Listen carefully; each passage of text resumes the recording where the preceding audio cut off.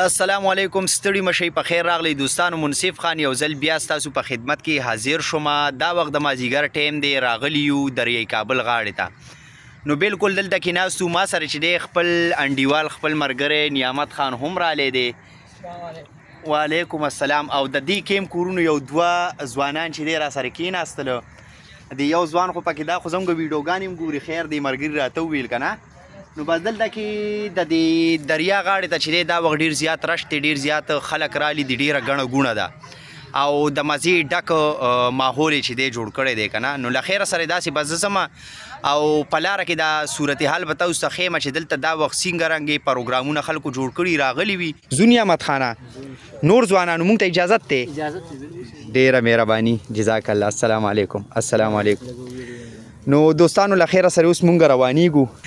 بل زه تاسو ته یو خبره کول غواړم، ما ته ډېرو ملګرو کمنټ یې هم کړی وي چې د نعمت براډکاسټ دې وکړی شي. دی چې دی یورپ ته تلي وو که نه، نو د لارې صورتحال به ټول زه تاسو سره انشاءالله شریکوم او په مزه مزه چې دی هغې ته ځان ریډي کوو او دې کس ته هم ټنګ ورومه که نه چې دی هم ریډي شي. فلحال چې دی زه د جانشاه ډیرې ته راورسېدم. ډېر ښایسته ښایسته ځایونه د میلمنو دپاره جوړ کړي دي او بالکل هر یو انتظام چې دی میلمنو ته کړی دی.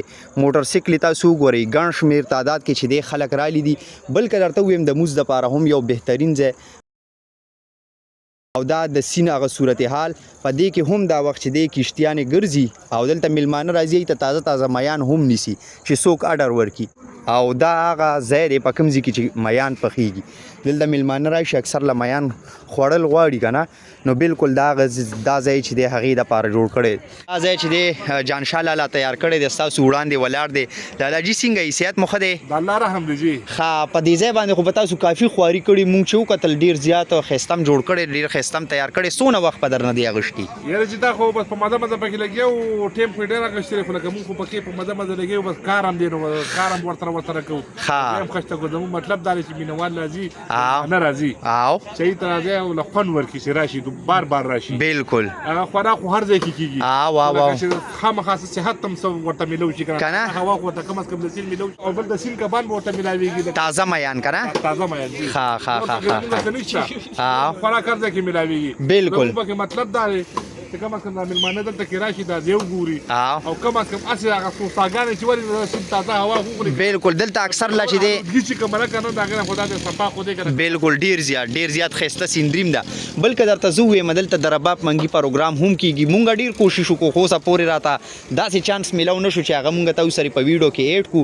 زه چې کله هم راشم نو بس هغه مونږ نه نمبر چې دی خطا شي. رباب منګي پروګرام مثلا میلمانه راځي، ملګري راځي، جمعې اتوار خو لازمي راځي، بس کله کله پکې بس چوټي وکړي او ګنده د رباب منګي ته ډېر ستوري بیا. نو بس جانشاه لالا به چې دی خپل نمبر ورکوو چې کله داسې پروګرام را جوړ شي چې مونږ بیا انفام کې خبر هم کړي او انشاءالله هغه ویډیو به هم تاسو سره شریکوم. نو بس جانشاه لالا ډېره زیاته مهرباني. دا د سیند منظر ماشاءالله جی سنسیټ هم کېدو واله دی او ډېر ښایسته او سپیشل هوا چې دی دلته کې لګي، ډېر ښایسته او صفا ماحول دی جي له خیره سره. سیند کې دا وخت اوبه هم ډېرې زیاتې کمې شوي دي.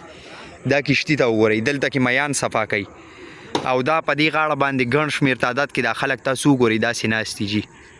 ډېر زبردست ځای دی، ډېر زیات ښه وخت پکې پاس کېږي د خلکو که نه. نو بس دا مې تاسو سره شریک کړو او امید لرم چې ستاسو به هم خوښ شوي.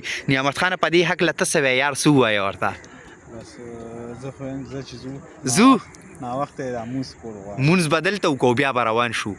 نو دوستانو اوس ماله په دې ویډیو کې دلته اجازت راکوئ. انشاءالله یو ځل به بیا په یو نوي او ښکلي ویډیو کې تاسو سره مخامخ کېږم.